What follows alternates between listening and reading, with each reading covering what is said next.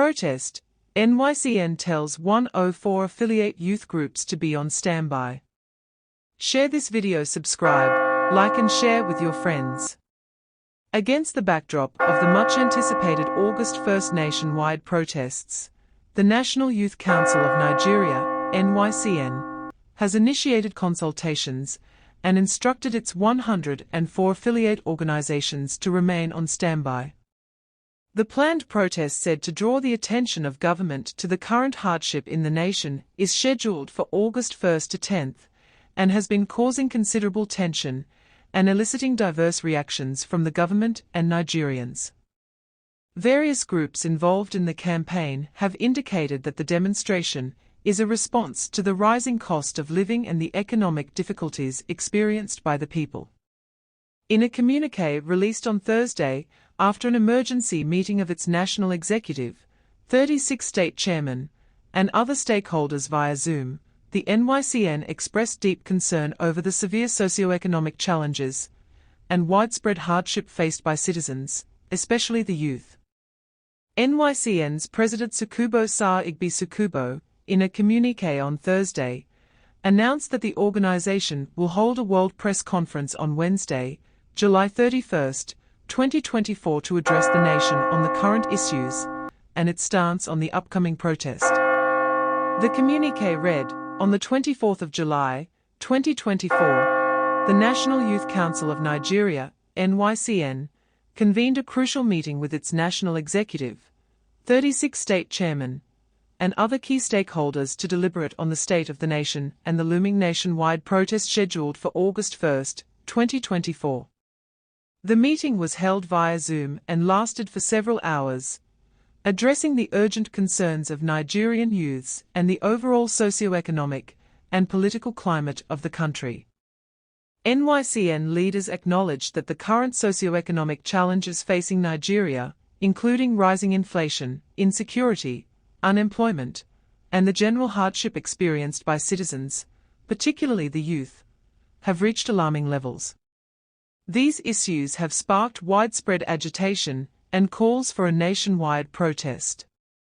The NYCN, as the umbrella body representing over 100 youth organizations across the country, recognizes the urgency of these matters and the need for a coordinated response. Top of the discussion was economic hardship. The economic situation in Nigeria has deteriorated, with inflation making it difficult for many citizens to afford basic necessities, including food. Also of great concern to the youth leaders is unemployment, particularly among young graduates, which has reached critical levels, contributing to frustration and restlessness among the youth. After extensive deliberations, the following resolutions were adopted. The NYCN commits to, in the next 4 days, consult widely with various stakeholders, including government officials, security agencies, civil society organizations, and the media, to ensure a comprehensive understanding of the issues. A World Press Conference will be held on Wednesday, the 31st of July, 2024, where the NYCN leadership will address the nation on the current state of affairs and state its position on the planned protest. NYCN leaders advise their millions of members, 774 local government branches, wards, state and zonal chapters, NYCN in diaspora, Man-O-War, Boy Scouts, Royal Rangers, Islamic Youth League, and 100 other affiliated youth organizations to be on standby and await further direction. The press conference will serve as an opportunity to present the collective position of Nigerian youths and to outline our next line of action. The National Youth Council of Nigeria reaffirms its commitment to representing the interests of Nigerian youths and to advocating for positive change in the nation. We recognize the challenges faced by our country and the need for urgent action to address these issues. As we prepare to address the nation, we call on all stakeholders to support our efforts and to work together towards a better Nigeria. 1, 2, 3, 4, 5, 6, 7, 8 questions. And I'm going to attempt all the 8 questions. The first question was from Francis, NTA. And you wanted to know what measures we are putting in place to contain the threats of violence and the threat of protest. Well, I want to tell you that we are prepared for protest. We are going to respond to all acts of protest in the most professional manner. And one of the reasons why this meeting was also convened is to take intelligence reports from the state commands, and we all analyze all the reports together in this conference. So we are prepared, and I want to assure you that we will manage the protest in the most professional way. Let me not say more than that for now. Then Ada from AIT.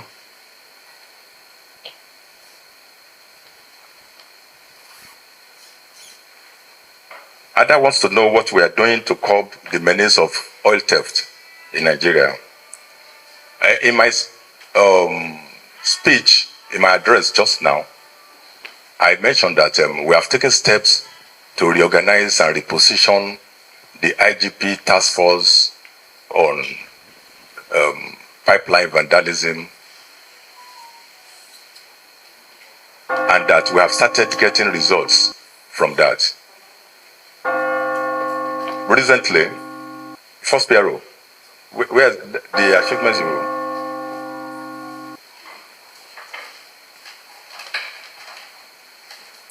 I asked the first PRO to brief the press on the recent achievements of the special task force on pipeline vandalism. Because, yeah.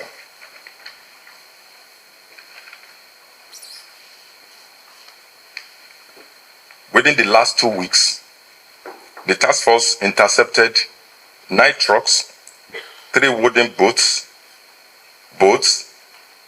and 3 cars, recovering approximately 195,000 liters of crude oil, 73,500 liters of automotive gas oil, and 130 jerrycans of premium motor spirits, PMS. Key operations included the seizure of illicit petroleum products in Kaduna, Katsina, Lagos, Imo, Port Harcourt, Rivers, Adamawa, and Enugu states. Okay, this is within the last 2 weeks. We have just appointed a new commander for the special task force, and we have equipping them with what they need to function effectively. So you are going to start seeing results. They have started. And we are also taking part in all the task forces that have been put together by the federal government in fighting this menace of crude oil theft. So we are doing a lot. And don't also forget that our vision is to also place a police force that will support the agenda of government in its effort towards economic recovery, social integration, and political development of our country. So all this that we are doing in line with our policing vision. And we are committed to it.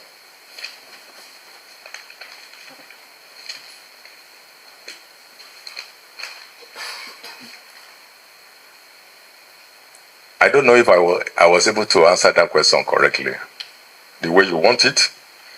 If not, you can ask for clarification.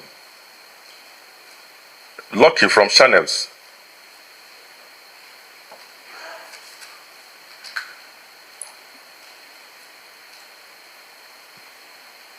You said that I've already judged the protest to be violent, and that the citizens, of course, have rights to protest. If you listen to my address, I said we will remain committed to providing protection for those who engage in peaceful protest. That I made very clear in my address. If the protest is peaceful, you will see us protecting the protesters for as long as they remain peaceful. But we have a duty to protect lives and property. So we will not sit back and watch hoodlums burning down our facilities in the name of protest. That we will not condone. So we are not against peaceful protests. We will support peaceful protests. We will protect those who engage in peaceful protests.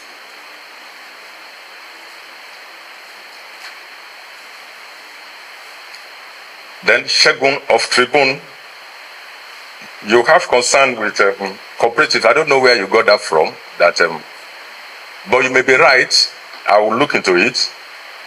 I'm just hearing that those who retired are not.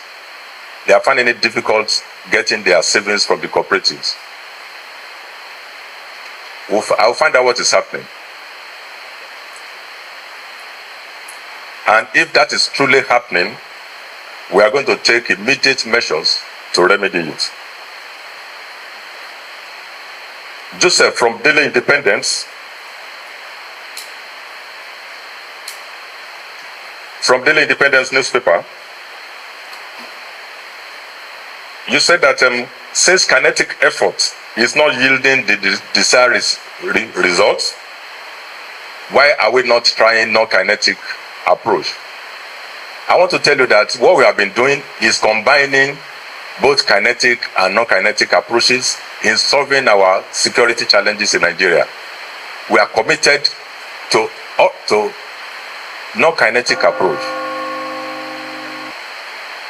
You will see our commissioners of police engaging in sensitizing our communities, DPOs having meetings with different groups in their communities. All these are part of the non-kinetic approach.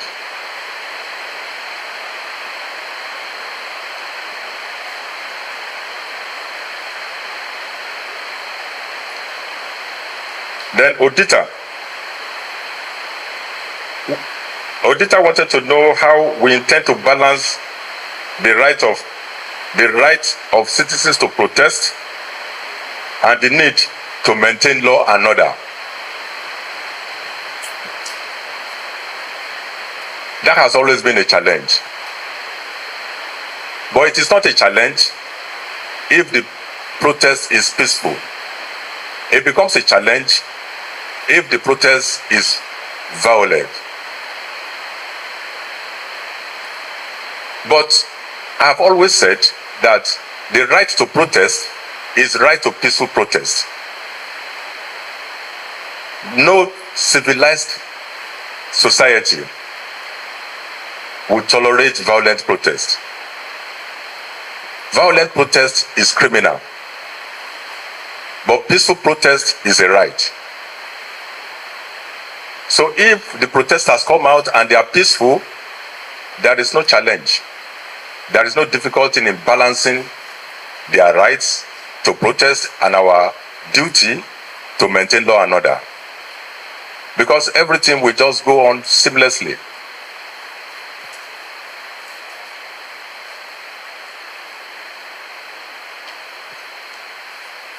Then the second part of your question says that how will the police manage the clash between violent protesters and the peaceful and silent majority?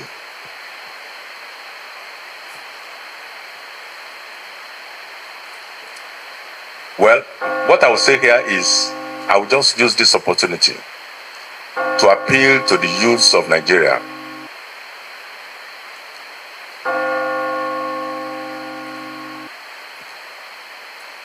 Youths of Nigerians should please ignore anybody inciting them into violence. There have been calls. People have been calling on youths to come out. to come and replicate what they did in Kenya, in Nigeria. They should copy and paste what happened in Kenya, in Nigeria. We already have our own fair share of violent protests. We have had series of violent protests in Nigeria. There was the SAP riot of 1989. There was the students' crisis of 1986, the ABU crisis of 1986, the Ali Must Go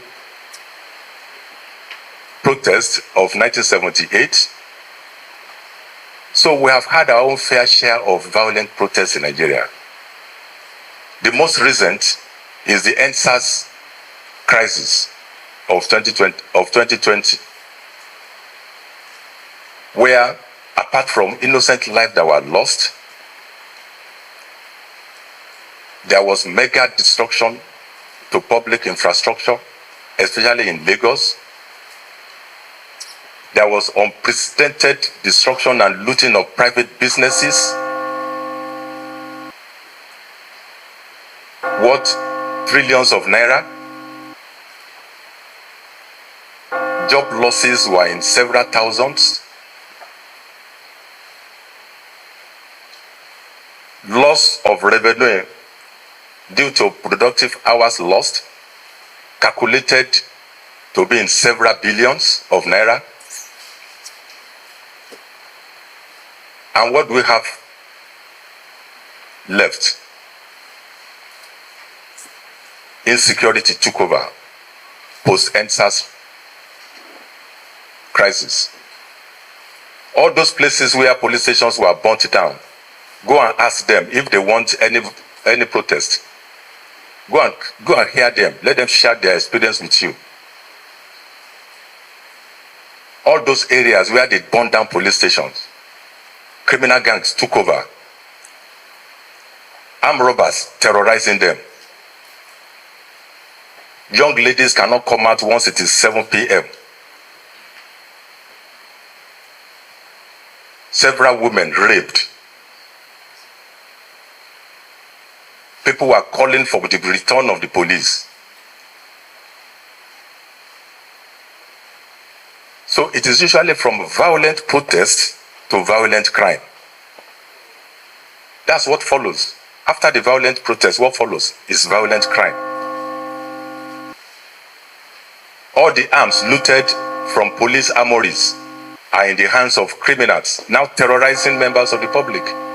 Is that what we want again? Anybody calling the youths to come out of violent protest, they don't like the youths. So I am using this opportunity to call on Nigerian youths to shun violent protest. They should not be used for violent protest. Violent protest does not bring any positive result anywhere.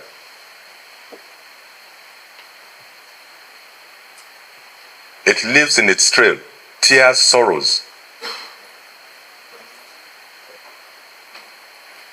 And that's why you rightly said that the silent majority have vowed that they are going to wait for these people who want to destroy our communities. These are unpatriotic elements who don't even believe in the country.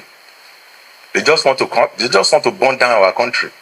And many of them who are inciting this violence, they are abroad. They are not in Nigeria.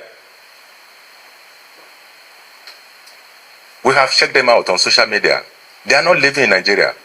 They stay abroad and inciting youths do what they did in Kenya.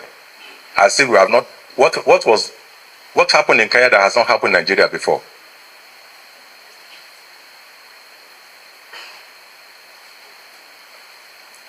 So, this is a delicate time to want to engage in any form of violence. And all Nigerians should come together and say no to violent protest. not any form of violence.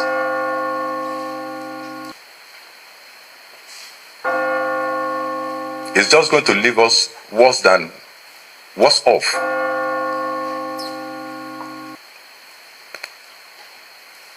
I know so many people who lost their jobs after the NSAS crisis. Their business burnt down, warehouses looted, and here we are in 2024. We want a repeat. Only criminal gangs are calling for a repeat of what happened in 2020. Yes, we know that there is hunger. Times are hard, but government is doing their best to ameliorate the suffering of Nigerians. A lot of measures have been put in place. Government is already hearing the cries of the people. Even governors at their own level are trying their best to make sure that things in their states are stable. And this is not happening only in Nigeria. It's a global meltdown.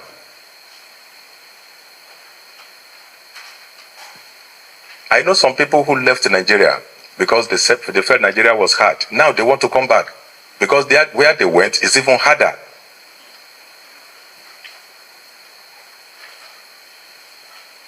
Just 2 days ago, I was having a phone conversation with a friend who is a doctor in Canada. And she was telling me that in her clinic, they arranged to distribute foodstuffs to people in their neighborhood. And that she was surprised to see the number of people that came out to come and collect the food package that they wanted to give to the needy in their neighborhood.